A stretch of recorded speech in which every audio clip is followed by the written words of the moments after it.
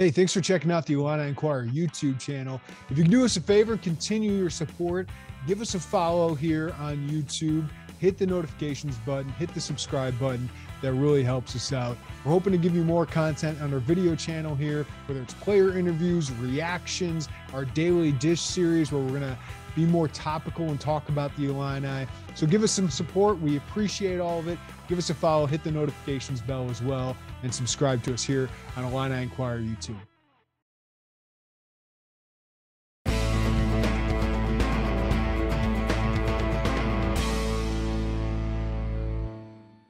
Matt Fortuna covers college football at large for The Athletic, obviously in Big Ten territory in the Chicagoland area. And you can hear him on the Shamrock podcast talking about Notre Dame. So that's why I figured to have Matt on to talk about some new things happening in college football. Matt, let's just get into it. How did college athletics change with USC and UCLA now heading to the Big Ten? You know, Jeremy, I think there are these gravitational pulls that for several years now have basically led all roads to the SEC and the Big Ten, right? It's sort of a mini professional model where you've got two networks broadcasting each respective conference, much like CBS with the ABC, with the AFC, Fox with the NFC. We've now got ESPN with, ESPN with the SEC and Fox with the Big Ten.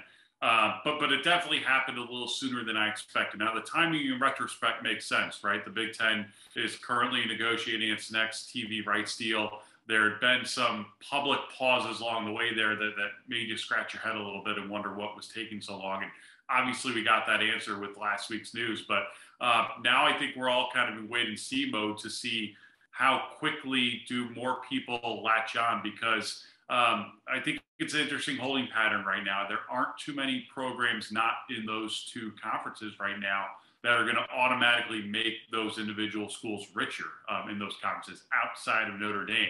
And I wonder now, is that next step to make everyone whole, or is it to fend off the other? Because it seems like it's a kill or be killed world out there right now in college athletics. And so I wonder, does the SEC move next just to fend off anyone the Big Ten might want? Or is the Big Ten just going to wait and see what Notre Dame eventually does? Yeah, I want to get into the Notre Dame side, of course, Matt. But, I mean, Kevin Warren, let's be honest, his first 2 years did not inspire a lot of confidence. I didn't know what direction he was taking the Big Ten. I didn't know how he felt about anything.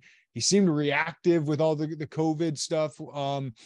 It wasn't strong leadership his first 2 years. And it was a tough 2 years, of course, but this felt like I'm here mode move for Kevin Warren. And even if it was USC and UCLA reaching out to him, like, Kevin had to do this and have a killer instinct, right? To take from the Pac-12 and ruin his alliance. What did you make of that? And the path he's setting the Big Ten on now? Yeah, absolutely, Jeremy. I mean, I think it's funny. I think the more I think about it, commissioners everywhere, whether it's college sports, pro sports, fantasy football, as we saw with Mike Trout a couple weeks ago, it's probably the least popular position you can have in sports, even if it's the most powerful position, but by most accounts. I thought in some ways, again, we don't know all the details, Kevin Warren kind of became the public punching bag for the Big Ten's COVID fallout, which, again, is what you sign up for when you take on that job.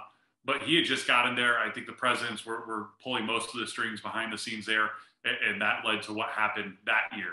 And in this regard, again, he's in those meetings with Fox. Fox is undoubtedly running some numbers for him.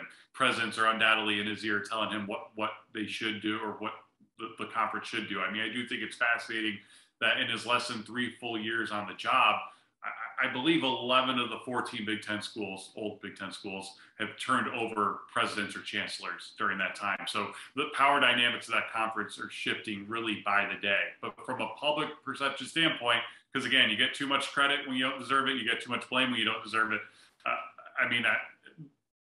This is a legacy play in some ways, right? I mean, unfortunately, people were going to remember him as the commissioner who oversaw the wacky 2020 year of Big Ten football when there was almost a mutiny on his hands. And right now, this was the killer instinct that I think, like you said, a lot of people wanted to see. I mean, go back to, 11 months ago, 10 months ago, when the Great Alliance came out. We all kind of laughed at it at the time, but one of the biggest head scratchers for me aside from the fact that this wasn't enforceable, was what's the Big Ten doing here? Like, the Big Ten holds all the cards here. They're the most powerful conference. Why would they stoop to the level of the Pac-12 and ACC, for lack of a better term, and help them out? And we saw now, whether it was a long play or not, certainly Kevin Warren did what had to be done, and his conference, and both he and his conference are better off for it. As you said, Matt, like when you add 2, all of a sudden you're like, okay, where's this going? Can they add 4 more, get to 20 and have these super leagues or whatever? But as you said, like, you gotta strengthen the pie. You gotta make the pie bigger for everybody else that's already in the Big Ten. Notre Dame's the white whale, right? Like, that's the team that can do it for any other conference. Like, Notre Dame is going to grow your pie. So what did this move by the Big Ten, like, how much pressure and what kind of pressure did it put on Notre Dame? It definitely is making them look at things differently, I think. I mean, I don't know if a decision is imminent. But look, like, every time something happens in college sports, that's like the next question, right? Oh, is Notre Dame going to have to give up their independence in football? And we went through this circus 11 months ago when Texas, Oklahoma went to the SEC. And at that point, I thought, no, actually, like, at the time, it looked like the 12-team playoff was going to happen. And Notre Dame had a seat at that table, due in large part to their athletic director, Jack Swarbrick, being one of the 4 men who helped devise that 12-team playoff. So I thought last summer, when there was chaos everywhere and there were alliances and this and that, I thought, right now is when you see the value of independence, because Notre Dame really doesn't have a thing to worry about. Their seat at the table is secure. They're going to be in the play, or have access to the playoff at its next formation. And they're the only program in the country that's not all that stressed out right now. I do think the calculus has changed with this Big Ten move this past week. I just think, you look at the financial projections, Big Ten schools will probably be making north of $100 million a year in annual payouts from the conference. Notre Dame's making 15 to 20 right now from NBC. And I know that deal's up for renewal, I think, in 25, 26. I know they're getting maybe 10 million or so a year from Olympic sports in the ACC. But we could look at the COVID year, right, to see what they are as a whole from the ACC when they were in as a full football member. That was $36 million a year. Now, that was great for the ACC. It wasn't so great for Notre Dame, in relation to what they could be making in the Big Ten. And the other part of it too, our idea of a conference, I think, has shifted over the last 8 days, right? Like, Notre Dame, independence is such a strong focus of their own identity as a university, because they look at themselves as a national and in some ways international university that likes to play in NFL stadiums and play coast to coast and take their show on the road. You're not giving up any of that, in my opinion, if you join the Big Ten tomorrow. Like, the Big Ten is literally coast to coast right now. You could still play USC and maybe even UCLA every year. You have that guarantee game to get out west. You could still get east and get with all your alumni there. You're not going to be marginalized as another Midwestern football power in a league full of them, because it's no longer a Midwestern conference. It's a national conference. Yeah, man. And I want to ask you this because, around here, around Big Ten circles, Notre Dame can be thought of as haughty, right? Like, oh, they think they're better with this independence thing. Can you explain why independence has been so valuable to them, and when it isn't valuable? Like, when isn't independence valuable enough for them anymore? Yeah, I mean, it's valuable in their freedom and their flexibility. I mean, when that NBC deal started in the early 90s, I mean, financially, it was very fruitful for them. Now it's not so much anymore. It's become more of a tax than anything else. But, again, to have the freedom to play, to make your own schedule, to protect most of your rivals, to get out west for your season-ending game at Stanford or at USC every single year, to almost every year strategically have your bye week be right at the midway point, whether that's game 5, 6, or 7. There's a lot of freedom and flexibility that comes with that. Now, again, you join the ACC as a partial member for football. I don't remember the exact number off the top of my head, but if you look back at the schedules, the Clemsons of the world, the Florida States, more often than not, they're getting a bye week before they play Notre Dame. Like, there is that little brother syndrome, if you will, that they get taxed on anytime they're doing conference business because they're not there. I do find it kind of funny. I mean, being at ACC spring meetings in May down in Amelia Island, Florida, you would occasionally see Jack Swarbrick, the Notre Dame athletic director, walk out of those ACC AD meetings and just go outside and be on the phone. And it's clear that they're talking about football right now, and he's recused. Now, in some ways, those meetings could be a drag, and it's even better for Swarbrick and for Notre Dame to not be a part of those. In other ways, it's like, yeah, this is a little awkward. Like, they're talking behind his back right now. And, oh, by the way, every time they talk about their financial struggles, the league that is, Jack, come back in here. Please help us out, because he can make them whole pretty quickly. So there are a lot of interesting dynamics to it. I think we all, have a loose understanding of the 100-plus-year-old dynamics of how they were rebuffed as a Catholic institution a century ago and had to take their show on the road and play whoever would play them. And that's how they garnered all this national support as this independent football program. And again, that's very central to their identity. I think when you look at the dynamics of that school, keep in mind, I think it's less than 10,000 undergrad. It's a very small school, relatively speaking, that has a very large following. You're liable to run into Notre Dame graduates at any part of this world.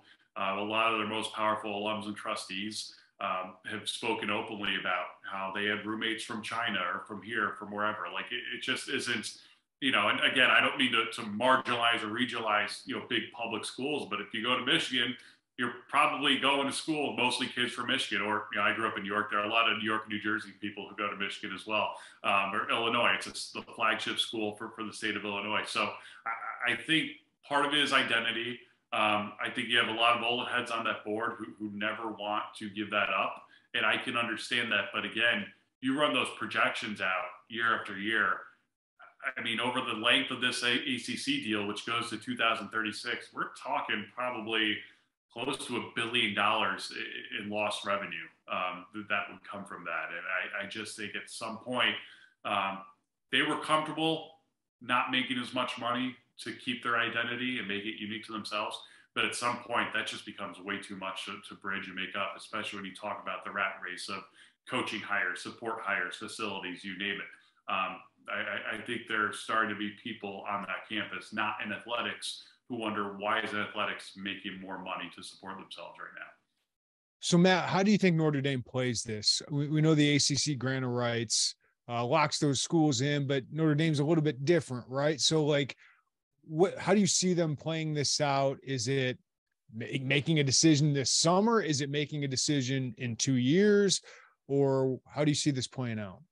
Yeah, it's interesting because NBC owns their football rights. Notre Dame would not have to break a grant of rights for football properties in order to leave the ACC full time. They would just have to sacrifice the grant of rights for all their ACC sports, which is not insignificant. But again, we're talking pennies on the dollar related to what everyone else in the ACC would have to give up. So I do think it's financially doable if, say, they want to join the Big Ten or whomever tomorrow.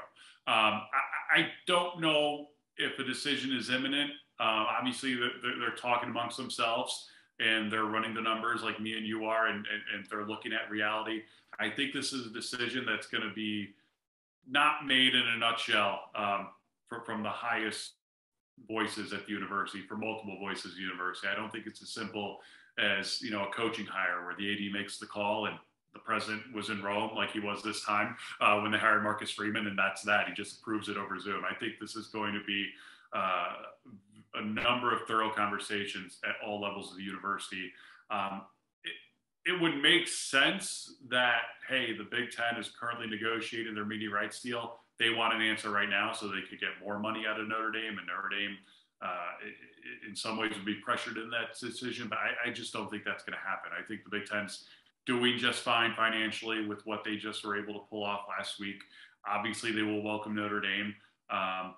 There is a leverage play here. I'm sure Notre Dame wants to explore, who will our travel partners be? What can we get out of this? What will our buy-in, so to speak, be? How long will we have to wait to receive a full payout from the Big Ten, much the way Rutgers and Maryland had to borrow against that for a while when they assimilated into the conference. So I think there are a lot of I's to dot, a lot of T's to cross. I absolutely think it's on the table right now. I just don't know if we're going to get an answer anytime soon. Is there any way Notre Dame plays in any other conference besides the Big Ten?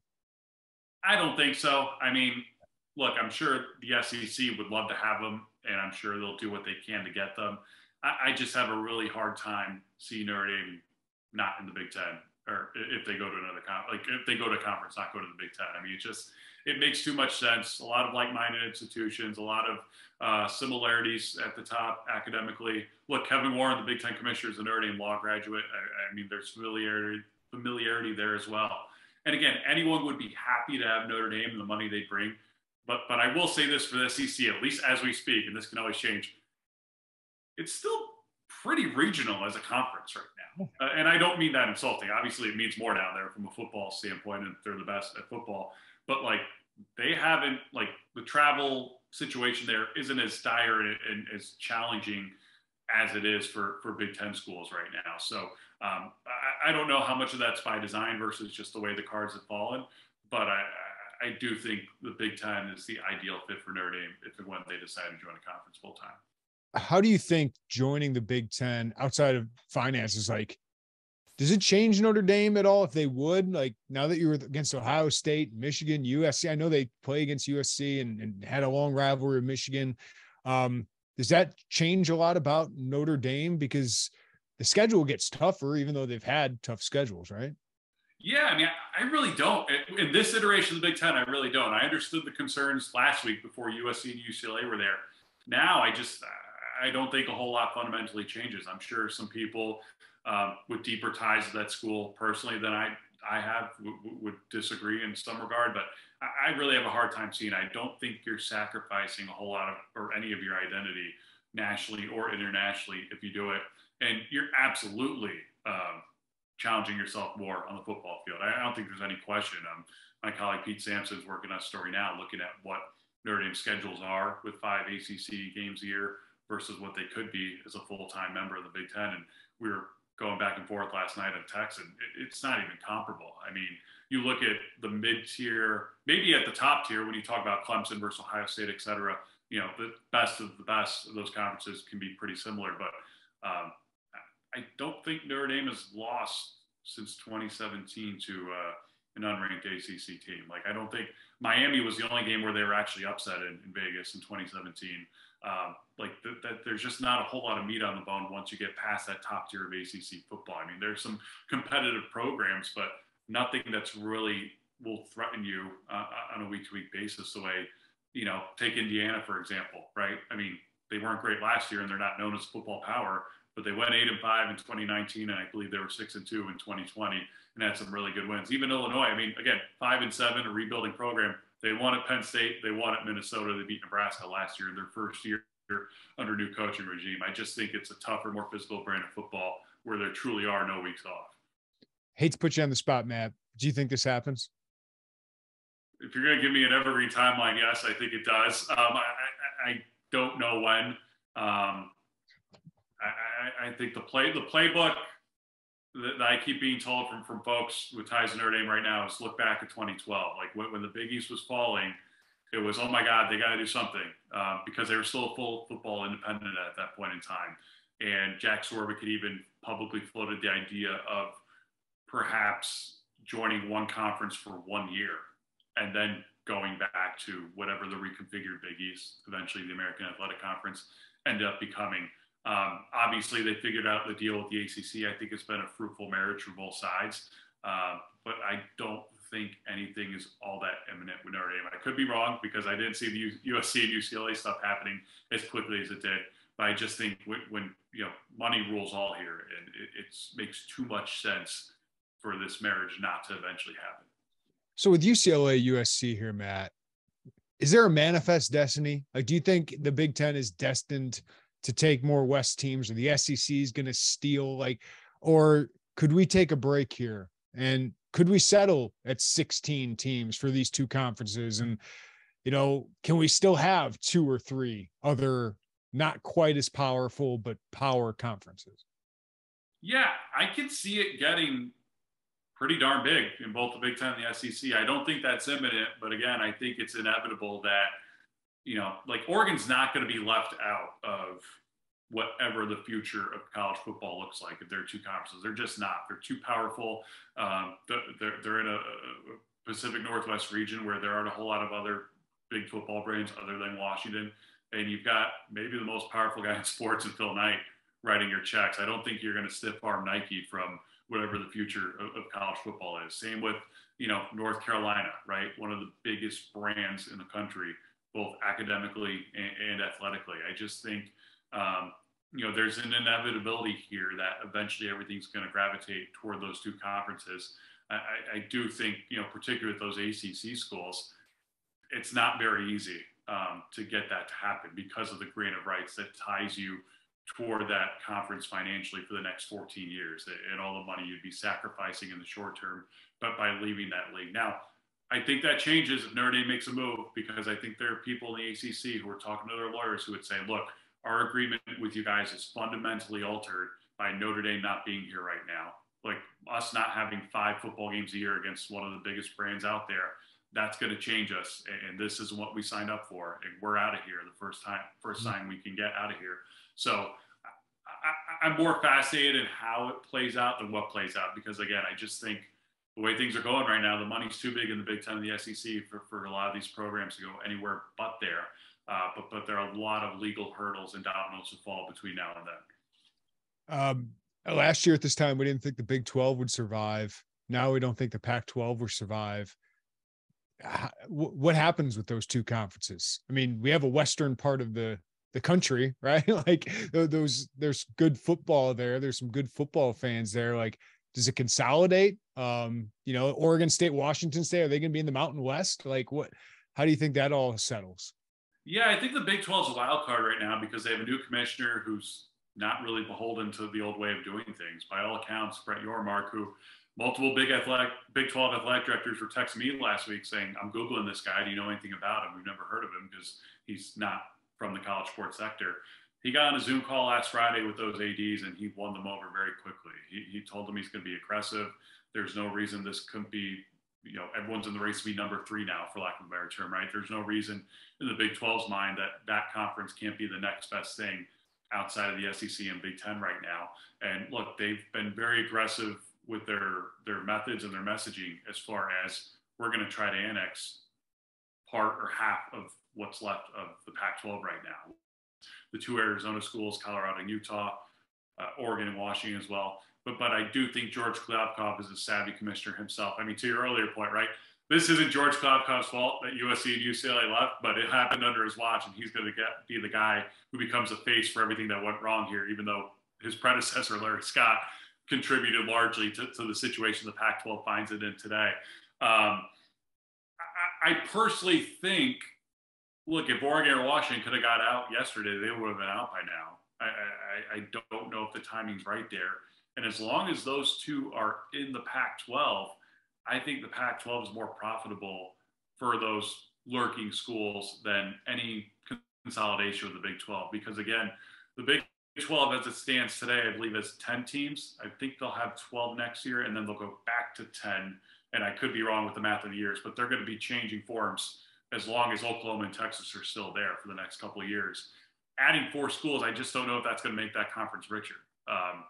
It might make it more stable because they're next up for the media rights renegotiations, but I just don't know what it will do for those individual schools. So I think there's a lot of talk. There's a lot of exploration happening all around the country right now. I think it would be very rash and premature, I should say, for anyone in either of those conferences outside of Oregon and Washington, the 2 big ones, to make a quick move, because I just don't know if they know what this thing's going to look like in a couple of years. So Matt, like, this is obviously changing college athletics and college football. We'll have an expanded college football playoff at some point, and now we'll just have more Big Ten SEC teams in it, seemingly. But I'm thinking of like school like Illinois, an Illinois football program. I think this is all a good thing in that you're in one of those conferences, right? Like your resources are going to be so greater than the similar school in the Pac-12 or the Big 12 or the ACC. But when it comes to like winning Big Ten championships, let's be honest, we're not even talking about that with Illinois now. So does much change for them? Is this a much better thing than negative thing? Like I know Illinois probably, are they ever going to have a chance to win a Big Ten championship again? I doubt it with the conference they're going to be in, but that kind of was the case anyway. And now they're just going to get the resources that all these other schools, comparable programs elsewhere, aren't getting. Yeah, I mean, I got asked this yesterday, essentially, Matt, do you like what's happening right now? And I thought that was a good question because, like, it's really good for business. Personally, for us in the media, so it would be hypocritical of you to come out here and say, "Oh, this is the worst thing ever," and yada yada yada. It's, I wouldn't call it a money grab, but the finances of the markets are dictating all these moves. And I just think that's something that's beyond a lot of individuals' control right now, because if they don't make these moves, they're at risk to be killed. Now, big picture, looking at a timeline maybe 10 years from now, where we do probably have that Big Ten SEC only division or sector of college football, and it's essentially a semi-pro league that just has worse football than the actual pros. Yeah, I can understand why people look that far down the road and think, this isn't good. Like you mentioned Illinois, like what's Vanderbilt getting out of being in the SEC right now, right? Like they have a seat at the table. They're going to go 1-11 every year in that expanded SEC probably, right? Or in most years.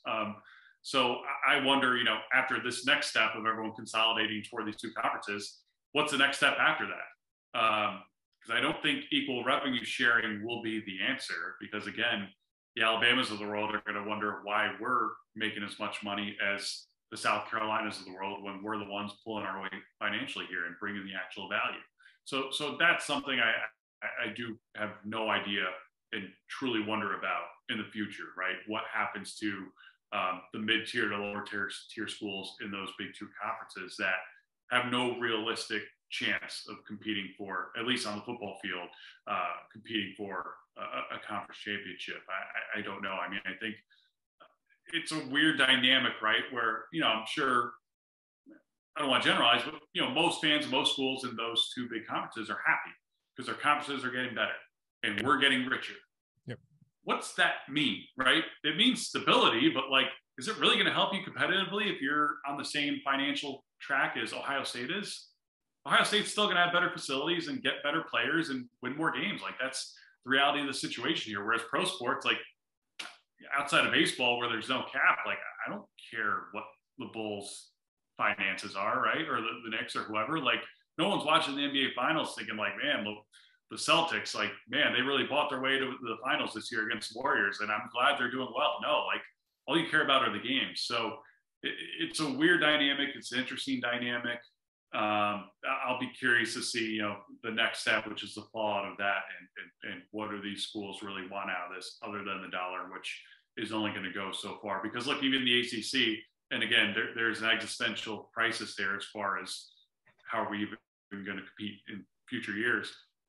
Clemson still won multiple national championships on the football field. Virginia in men's basketball, North Carolina and Duke have still been pretty darn good at men's basketball, despite the financial disadvantages, despite not being able to afford to pay their coaches what, even some mid-tier SEC programs are right now. So money solves a lot of issues.